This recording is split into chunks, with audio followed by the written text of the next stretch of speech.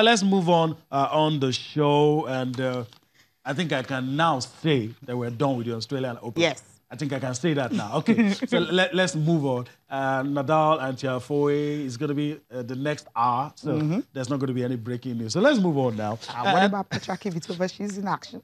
Okay. All right. So No, if that one ends, tennis, let's leave tennis now. We'll let you know. Okay, so let's move on. And I think we have to go to football now. I talk about the CAF Confederation Cup. We hope at some point we will link up with the coach of Rangers, that's Benga Ogumbote, and we would like to get his reaction to the draws made. He's going to visit North Africa twice. It's going to be in Tunisia twice. So we would like to get his reaction. But just in case you missed it, let's show it to you, the groups. That's it. And, I mean, pardon us, we have to start with Group B. That's where our hearts and minds are. Rangers in that one. Etoile du Sahel of Tunisia. Rangers, the Flying Antelopes of Nigeria. Salitas of Burkina Faso. No disrespect, but nobody knows much about Salitas. So, no disrespect. Rangers will beat them home and away. Get your 6 points. Hopefully. CX Sfaxien also. Maybe a draw at home. Also of Tunisia. We're already doing our permutations here. And that's 7 points. Already. So we'll see. In Group A, you have... Now, this is the group I love. I mean, this is the group of derbies. How did this Morocco happen? Challenging for CAF Confederation Cup. Come on. I mean, you have the holders. Asana US Agadir from Morocco. You have AS Otoyo de Hoyo from Congo. You have RS Bacane of Morocco. You have Raja Casablanca also of Morocco. So the holders in that one in Group A. Let's go now to Group C. Let's see what it looks like in Group C. Zesco United from Zambia. Al Hilal, Sudan. Ashanti Kotoko from Ghana. Nkana FC from Zambia. This is the only same group here, right? Okay. Okay, not even the same group. The same group is actually Group D. Okay, let's see Group D so that we can quickly link up with Benga Ogumbote. That's Group D. Gold Mahia. Remember, Lobby Stars edged them. Hussein Day from Algeria. Atletico Petroleos from Angola. And Egyptian Giants, Zamalek. All right, that's what it looks. All right, let's quickly link up with Benga Ogumbote. Is waiting in the wings to join us. Hello, Coach. If you can hear me, it's good to have you join us on the show this morning. Good morning. All right, Coach.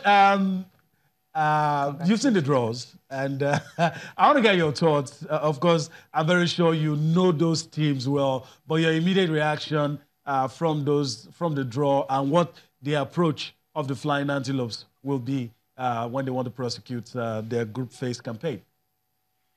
Well, the truth of the matter is, at this stage, there is little or nothing you can do avoiding some other clubs.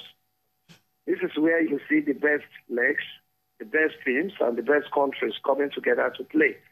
And this is the real Confederation tournament.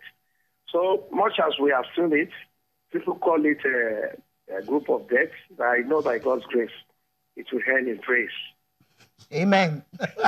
Okay. I'm here with my colleague Cecilia Omologo. She's going to ask you some questions. But I quickly want to ask you, a lot of people have commended you and the management of Rangers for keeping the bulk of your players intact, so there's some sort of consistency. But I would like to know, are you thinking of recruiting more players, or you're satisfied with what you have? Will what you have be enough for the continental assignment? Honestly, I didn't get you very clearly. Okay, I'm just saying, now that you're in the group phase, are you looking to get in more players, or you're sticking with the bunch that you have? A lot of people have given you guys credit for being consistent, for keeping the bulk of your players. Yeah, that is true. I think it was a factor. It really helped. And be it as it may, at the stage we are now, we equally think of invigorating a few legs into the team to, give up the team to a level, giving it more quality. And I think by the special grace of God, all these ones are done. Looking at all the departments concerned, we'll be able to, make statements at the end of it all. Okay, Coach, your first game is going to be, you'll be traveling to, or you'll be at home at Nnamdi Azikiwe Stadium playing against Solitas of Burkina Faso. How are you going to approach that game? It's going to be first week of February. Well, when you are in a group stage, the first thing you want to strive to get is to get your first match. And as we'll be playing at home, we'll put in everything humanly possible, work hard, train well, and play very well to make sure that we get the 3 points. 3 points in our bag, will give us more confidence, to do better in the subsequent games. We know how difficult it can be for you to be able to manage playing in NPFL, traveling around, and also playing on the continent. And on Wednesday, you'll be playing against MFM. And after that, you start preparing for the continent. I mean, the pool of squad that you have, let me actually ask the question first. Are you going to add maybe 1 or 2 or 3 players to the squad to have a better pool? Or you will say the players you have right now, they are enough for you to really prosecute both the NPFL and also games on the continent? The domestic league is a different one in entirety. As we have come here, let us keep our games to our chest. All we know is that the team that had played in the continent week in, week out must have been exhausted. All we need to do is, to inject 1 or 2 players into it, to make it a stronger team, while some will be resting. So I'm sure we are equally aware that immediately we play this game, we'll be going back home to play another match weekend, to play another one possibly maybe midweek before we think of the continent. As this will be helping us to getting us into match readiness properly. At the same time, we are equally aware of the fact the damage it could do to the team. But when you play too many games within a space of time, it could damage a team. But we know how we're going to manage it. Okay. You've just gone in the direction I was thinking of going. But let me just say this anyway. Exhaustion. How to manage it. For some of our teams that have been on the continent in recent times, the fixture pile has always been a problem. Handling all of these issues. At the end of the day, will it not be an excuse? Because you have told us now that you're well aware, but, some coaches at the end of the day will say, look, we've had to play three matches in 10 days. It took a toll on my players and all that. At the end of the day, will it be an excuse or it doesn't really matter? Well, if I really get your questions right, because over here it's a little bit challenging, hearing you very clearly. If I really get you right, what we are going to do, we know we'll be playing, maybe 3 games in a week, and we have been privileged to have more than 20 players in our kitty. So we have a few players that have been playing the continent. There's no way you compare their match fitness with those who have not been playing in the game. I'm aware that this is our first league game. Yeah. And at the same time, we are equally, of the fact that we are playing in the Abridged League, where every match you play is important. So we just have to juggle the players around, making sure that we don't overuse any player, and giving them, opportunity to rest when they are supposed to rest, so that you can make best use of them whenever they are called upon.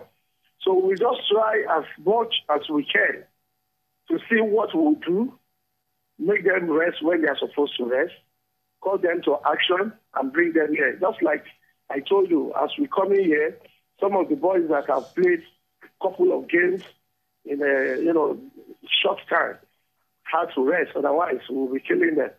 So that is just the way we can manage the situation, to making sure that while we are trying to do well in the continent, we equally want to do well in the domestic league without really inflicting unnecessary damage to the career of the players. Okay. Coach, before we let you go, are there targets?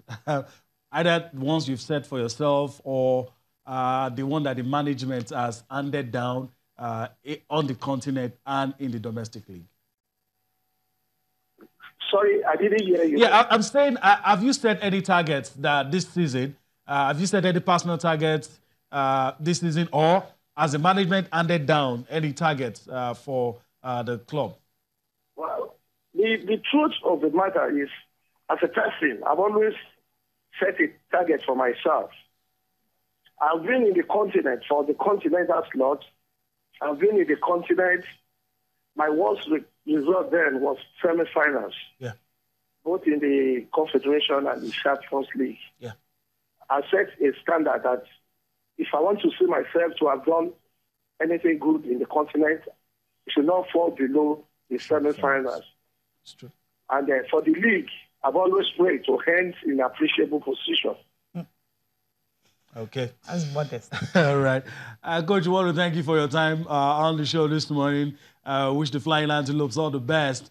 And hopefully when next we have this kind of conversation, there will be something good, something sweet to talk about. All right. So that's been Gbenga Ogunbote, the coach of Rangers, filling us in with the latest information from the camp of Rangers of Enugu. All right, Cecilia, we have to move on and talk about that that part of the league that leaves a bitter taste in our mouth all the time. I mean, it was fun listening to Gbenga Ogunbote and talk about these things. It's interesting, but we are now on that part where.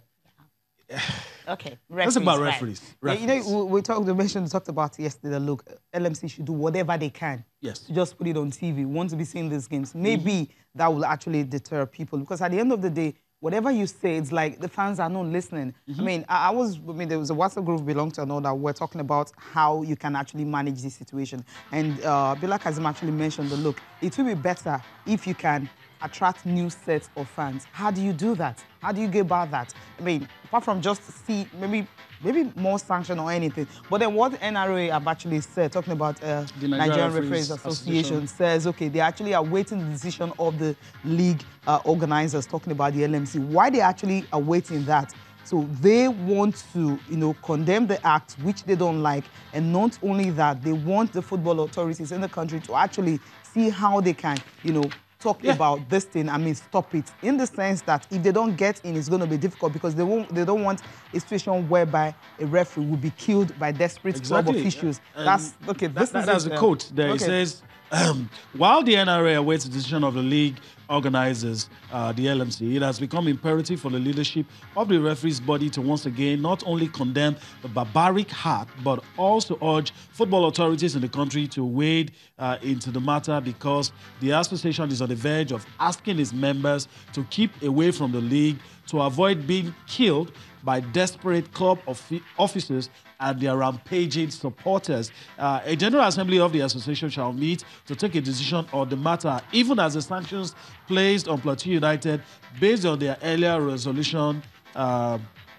the NRA members won't honor matches on grounds where the referees are beaten, remains sacrosanct. They're looking at the fallout. Rebel Stars taking on Bedell Insurance, what happened to the referee and everything that happened.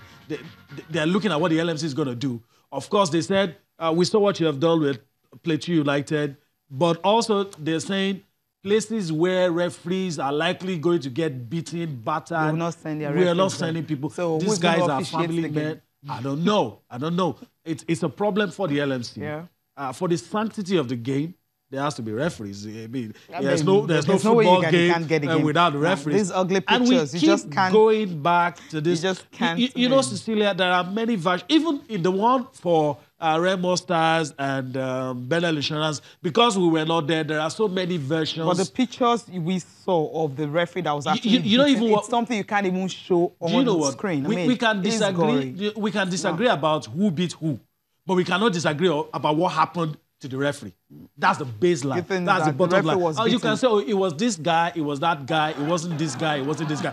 But referees were assaulted, and it wasn't decent, it was life-threatening, and it's not good for football. Yeah, I mean, NRA, I actually share their fear, because if this keep happening, yes. I mean, and are we going to wait till somebody gets killed? That's it. I think maybe if the perpetrators, because sometimes the club management or maybe the supporters, they know some of these guys who, yes. I mean, once they are caught, they should be prosecuted, because it's assault. Someone is beaten well and all that. The person should be arrested, tried in the court of law, and maybe jailed for it. Why is maybe we have 2, 3, 4, 5 persons in jail for beating up a referee. I think maybe other authorities can actually come in. Yeah, I mean, I see agree how with they you. can actually do this. Once you see a supporter actually beating a referee or even assaulting or even pushing a referee, get that person arrested, go to the station and maybe jailed. When you have supporters jailed for like 2-3 weeks, I mean, the others will be sensible because at the end of the day... Why is it difficult? Why is it difficult to pick up offenders and act committed in the presence of many eyewitnesses? So it shouldn't be difficult because you have heard names about people that have been penciled down and say, this one did it, this one did it, and you still hear that such people are still walking free. You know, so, I mean, it's leaving the LMC now, and even our security operatives and the system and everything. A whole lot needs to work in sync to stop all of this. Like I said, we're with the NRA, the Referees Association, for the sanctity of the game. The LMC should do their part to ensure the safety of the referees and ensure that they are well protected. And of course, when we come here to talk about football, we're talking about the key actors, not the unnecessary drama and the negative headlines. And hopefully that will be what we're doing. We'll be monitoring the situation to give you whatever updates you have. Cecilia, let's move on and talk about this surprise move. I didn't see it coming. Okay. I just didn't see it coming. Kevin Prince Boateng from South Swallow. And the last place you could ever imagine that he would turn up, Barcelona. Yeah, what are you thinking that is not good enough? I mean, no. That's not what I said. That's not what I said. You know how it's difficult now for, you know what, we need to pause on this because it's very exciting. Let's go on a break. When we return from that break, we'll begin to ponder on how this man, Kevin Prince Boateng, found his way. It's a low move, though, into Barcelona. Let's go on that break. Come back for more sports this morning. Okay, so let's leave it at that and go to the papers as we, try to wrap things up on the show. Let's take our first paper for review on the show this morning. We'll go with the Sporting Sun. Let's start with the Sporting Sun on the show this morning. I have a lot of interesting stories in the Sporting Sun. Cecilia, let's just look at the Sporting Sun. What do we have? What do we have there? Okay, you have Eagles World Cup star jailed as talking about the Soldier brothers. That's what they have on Sporting Sunday. Hazard rejects Real Madrid move. But if you check the French magazine that actually published a story, they did a story on him where he was saying that who wouldn't want to go to Real Madrid if he's asked to go. But this one he's rejecting. Maybe he wants to stay at Chelsea. And Fenerbahce mounts pressure on Victor Moses. You just have to go and save those guys and see what he can do. Okay. Simon says he will cherish Messi's shirt forever. Actually, exchange yesterday. Okay. The players do that. Players do that. Players do that. Okay. All right. We move on. Next move for review is Complete Sports. Okay, Complete Sports. Okay. Onazi says he wants to be crowned Africa's best. Okay. I mean, he's still injured, so he's working really, really hard to be fit again and see if he can be fit for the Nations Cup. But I doubt if that's going to happen. An EPL title race, Kevin De Bruyne is fight to finish. We all know that because that's also with Liverpool is going to be fighting till the end. Anthony Martial actually close to a new deal with Manchester United and Higuain in, Morata out. I mean, Complete Sports already got this one. So semblance of truth in here. Kalu in League One Team of the Week. That's a good one. Yeah, very, very good one. That's Complete Sports. A lot of interesting stories there. You also have that ex-Eagle star, Ife Soje. I mean, not a good story in that one. The charity they were involved in, the money charity was fraud. Went into the three Soldier brothers in that one.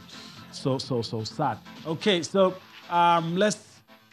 let's move to our last paper for review, and that will be Sporting Live. Okay, let's stick with this one for a while. Complete Sports. You have all of those interesting stories. Yeah. I don't know. They probably know, and that there's something on the bottom strip. If we can get it back, Complete Sports. Also about Pogba. Yeah, he says he wants a new deal with Manchester United, new contract, which is a good one for him too. I mean, everybody wants. I thought to the one now. he has is good. Okay, he wants improved United contract. package. No, maybe not about the money, maybe extension or something. What do players want apart from money? Come on. Tell me, what do players want apart from money? What's he playing that he wants more money? Because look, David De Gea, if everything gets improved, maybe might get 300,000. So he wants to be earning higher than him. We know the you shouldn't bring that in. With Rooney at some point where they couldn't get some players because they can't earn more than Wayne Rooney. So I don't know, but it's going to be interesting. And some people say his performance recently probably has justified the huge sum. I don't agree. I don't agree. Some people say. Some people. How many games? Just 7. The only tough game they've actually played is against Tottenham, right? Tottenham, yeah. Okay. So. Let me see him against Man City. Right? Okay. We're waiting for that. And Galatasaray actually plotting 12 million euros for Onyekuru. Okay. Come on, Onyekuru can go for as much as 15. Yeah. He got a hat-trick. He's been doing well in Turkey. Okay. Fantastic so, player. well, that's a wrap on the show this morning. Thank you for allowing us to be a part of your day. We'd love to be here back again tomorrow. Well, that's it. So we'll see you again tomorrow. I'm Emmanuel Adebayo. Bye-bye now. And I'm Cecilia Mogbe. Thanks for watching.